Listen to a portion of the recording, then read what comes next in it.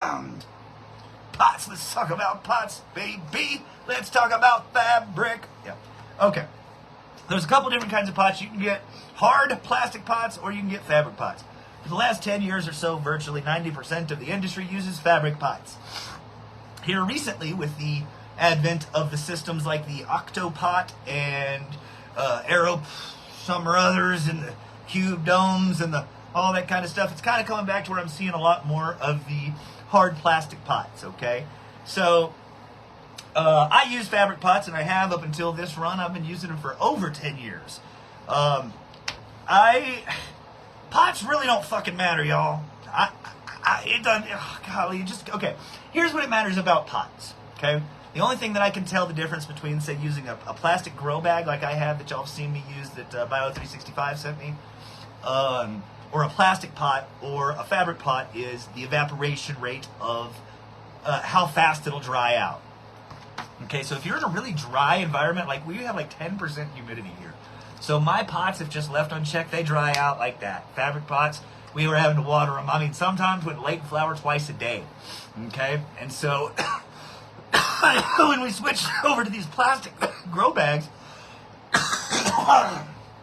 we've noticed that the water retention, they don't dry out near as fast. And so that's real beneficial. Okay? But at the end of the day, it doesn't really matter. It just depends, again, grow goals. What are your grow goals? Are you a nerd like me? And do you like to come into your tent and look at your tent 16,000 times a day and see what the different pH and check all the data and all? That's me. I'm a nerd. Okay? Or are you the set it and forget it, Ron Popeil, set it and forget it type of grower? Totally okay. As I'm getting older, I'm also kind of getting to that mode too. Especially with this old knee, it's harder to hobble around the greenhouse. So it just depends on if you're okay with water more times than not. So pots, as far as the material, try something and then see if you like it. That's the deal. Okay, if you don't, try something else.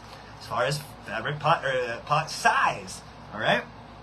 Pot size is, it's subjective. Okay, again, it really comes down to how often do you want to water. If you have a 20-gallon pot, it's going to hold a lot more water for a lot longer than a 1-gallon pot.